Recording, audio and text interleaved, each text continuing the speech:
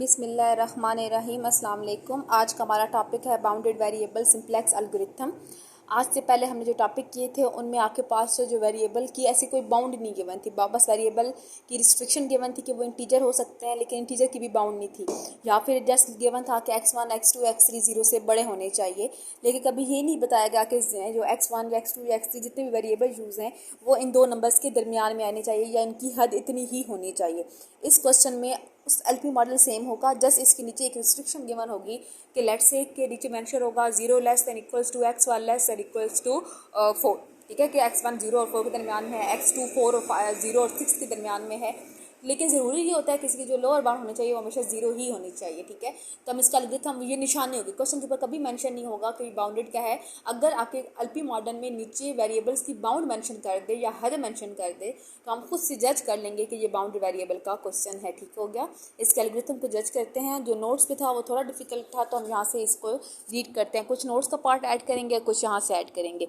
आपके पास है if any of the variable are at positive lower bound then make it 0 by introducing the new variable if any of b I is negative multiply the corresponding constraint by -1। क्या सबसे पहले हमने क्या करना होता है स्टेप नंबर 1 में कि अगर आपके पास कोई वेरिएबल ऐसा है जिसकी जो लोअर बाउंड है, लेट्स से कि x1 की लोअर बाउंड 4 से 7 है, तो वो 4 नहीं होनी चाहिए थी, वो 0 होनी चाहिए थी। तो उसको 0 लाने के लिए हम खुद से एक नया वेरिएबल इंट्रोड्यूस कराते हैं। ठीक है, लेट्स से कि अगर x1 की थी तो हम x प्राइम खुद से x1 प्राइम खुद से इंट्रोड्यूस कराते हैं, और इस तरीके से इंट्रोड्यूस कराते हैं कि आपके पास जो उसकी लोअर बाउंड हो वो हमेशा 0 ही बन रही हो। ठीक है, और फिर सेकेंड चीज़ होती है कि अगर उसकी राइट साइड नेगेटिव है, किसी कंस्ट्रेंट की राइट साइड, अगर किसी कंस्ट्रेंट की राइट साइड नेगेटिव है तो हम -1 से मल्टीप्लाई करेंगे, पहले उसको पॉजिटिव बनाएंगे क्योंकि हमारा हमेशा जो सोल्यूशन होना चाहिए वो फिजिबल होना चाहिए। सेकेंड स्टेप होता है convert the mathematical model into the standard form and obtain the initial basic feasible solution. कि हमने क्या करना है कि हमारे पास जो भी मैथमेटिकल मॉडल है उसको स्टैंडर्ड फॉर्म में कन्वर्ट करना है। स्टैंडर्ड फॉर्म में कन्वर्ट करने का मतलब है कि हम उसमें स्लेक वेरिएबल या सरप्लस वेरिएबल को ऐड कराएंगे। इंट्रोड्यूस कराने के बाद वहाँ से हम लोग चेक कर लेंगे कि आपके पास जो सोल्यूशन है वो इक्वेशन फॉर्म में कन्वर्ट हो रहा है, वो फिजिबल है कि नहीं है। ठीक हो गया, जब वो कन्वर्ट हो जाएगा उसके बाद है इनिशियल बेसिक फिजिबल सोल्यूशन और obtain the initial basic feasible solution. कि हमने उसके बाद क्या करना है, इनिशियल बेसिक फिजिबल सोल्यूशन को ऑब्टेन करना है। उसके लिए इनिशियल बेसिक फिजिबल सोल्यूशन का मतलब क्या है? इनिशियल बेसिक फिजिबल सोल्यूशन का मतलब है कि आपने चेक करना है कि नंबर ऑफ़ इक्वेशंस कितनी है, नंबर ऑफ़ वेरिएबल कितने हैं, n-m करना है, उतने वेरिएबल को इक्वल्स टू 0 रखना है, चेक करना है कि बेसिक कौन सा है, नॉन बेसिक कौन सा है, और फिर हमने उसके बाद क्या करना होता है, जब सारा कुछ सेट हो जाए तो हम मेंशन करते हैं कि हमारे पास जो फर्स्ट सिंप्लेक्स टेबल बनेगा वो ये बनेगा। ठीक है, तो हम मेंशन करते हैं कि इनिशियल, फिर स्टेप नंबर 3 में हम करते हैं जब हमारे पास पूरा सिंप्लेक्स का टेबल बन जाएगा, फिर हम करते हैं compute the net evolution CI minus ZI। ये बेसिकली क्या है, ये CI माइनस ZI आपको याद होगा, हम Z रो कॉफिशेंट्स कहते हैं। वो किस तरीके से करते थे कि राइट साइड में तो लेफ्ट साइड पर लाने के लिए नेगेटिव का साइन आ जाता है, एग्जामिन देयर साइन, कि उनकी साइन को रेंड। फिर उसके बाद जब आपके पास पूरा टेबल सिंप्लेक्स का टेबल बन गया, ठीक है, सारा कुछ हो गया, वैल्यूज पुट होगी, बेसिक पता चल गया, नॉन बेसिक पता चल गया, सोल्यूशंस है, सारा कुछ हो गया। फिर हमने इसमें सबसे पहले चेक करना होता है कि अगर मैक्सिमाइजेशन का क्वेश्चन है कि क्या कोई नेगेटिव है।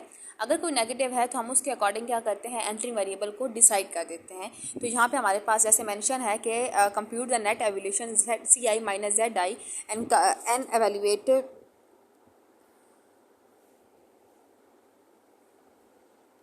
एक मिनट, जैसे यहाँ पे हमारे पास है compute the net evaluation CI minus ZI and examine their sign, identify the entering variable for the primary feasible and dual infeasible simplex table। ठीक है, कि अगर नेगेटिव के लिए तब भी आपने एंट्रिंग वेरिएबल तो आपने करना है, और आपने क्या करना है, अब तो ये ड्यूअल वाला मेथड आता ही नहीं है। सिंपल हमने क्या करना होता है, जो हमारे सिंप्लेक्स टेबल बना हुआ है उसमें से हमने एंट्रिंग वेरिएबल को आइडेंटिफाई कर लेना है। अब एंट्रिंग वेरिएबल को आइडेंटिफाई करने नीचे स्टेप्स लिखे हुए हैं, ये आप लोगों ने नहीं करना है, ये चीज़ आप लोगों ने इसमें मेंशन नहीं करनी। ठीक हो गया, आपने बस वहाँ तक लिखना है।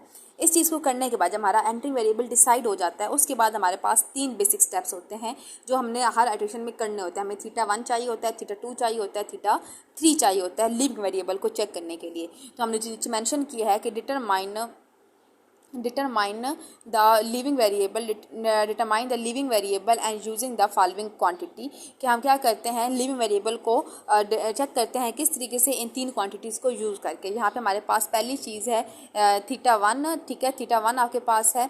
अब थीटा वन क्या है, थीटा वन है मिनिमम ऑफ बी आई मतलब solution column divide by A I जे मतलब पिवट कॉलम, और किसके लिए, पॉजिटिव के लिए। देखिए पॉजिटिव के लिए क्या लिखा फाइंड करते हैं, solution divide by pivot ratio find करते हैं।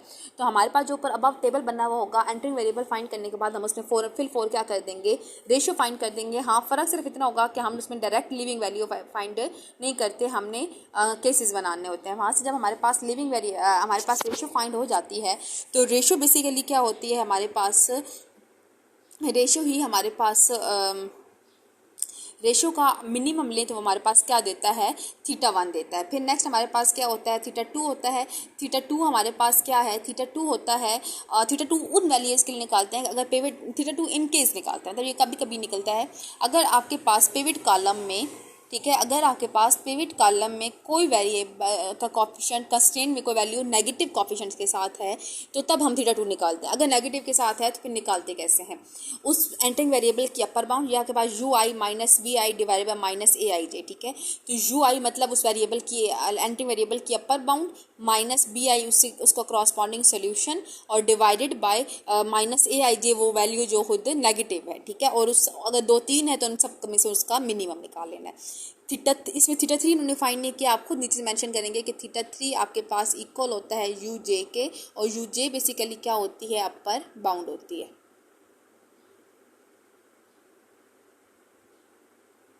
ठीक है। ये आप लोग खुद मेंशन करेंगे इस थीटा टू के बाद वाले स्टेप में। फिर नीचे आपके पास है कि थीटा है, जब आपके पास theta one, theta two, theta three find हो जाते हैं, उसके बाद हमें थीटा चाहिए होता है। थीटा क्या होता है, थीटा इक्वल होता है theta minimum of theta one, theta two, theta three. इन तीनों में से कोई एक मिनिमम आएगा, या तो थीटा वन की इक्वल होगा, या थीटा टू की इक्वल होगा, या थीटा थ्री की इक्वल होगा। अब हम केसेस लेते हैं कि अगर आपके पास थीटा जो है वो थीटा वन की इक्वल या थीटा टू की इक्वल या थीटा थ्री की इक्वल आ जाए, तो फिर हमने क्या क्या करना होता है।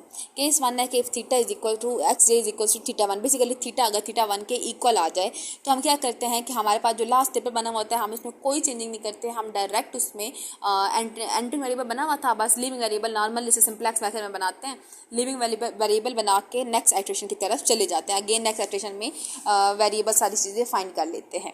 आपके पास है कि theta is equal to theta one then leaves the solution at the zero level, the new iteration is generated by the normal simplex method.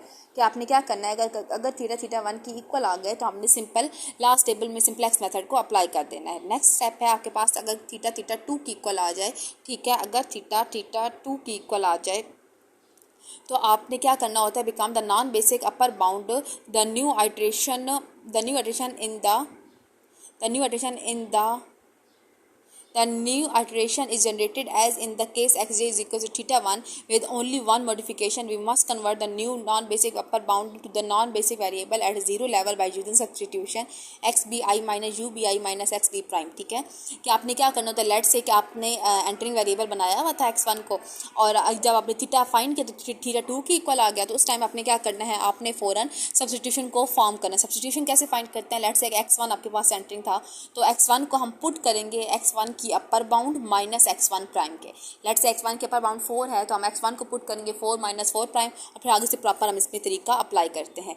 Next आपके पास है कि if X J is equals to theta three, कि अगर आपके पास theta three की equal आ जाए तो हम अगेन सब्सटीट्यूशन सेम होती है लेकिन तरीका थोड़ा सा डिफरेंस होता है कि सब्सटीट्यूशन सेम ही पुट करते हैं कि एक्स जे को हम पुट कर देते हैं you J minus x J prime के, कि हमारे पास उसमें कोई खास फर्क नहीं होता। लेकिन अगर हम दोनों थीटा थ्री की इक्वल आ जाए तो हम सब्सटीट्यूशन पुट करते हैं, और अगर थीटा वन की इक्वल आ जाए तो हम सब्सटीट्यूशन को पुट नहीं करते हैं, हम डायरेक्ट उसका आंसर निकालते हैं। होप्स आपको समझ आ गई होगी। इंशाल्लाह फिर इसका क्वेश्चन डिस्कस करते हैं तो आपको मज़ीद समझ आ जाएगी। अल्लाह हाफिज़।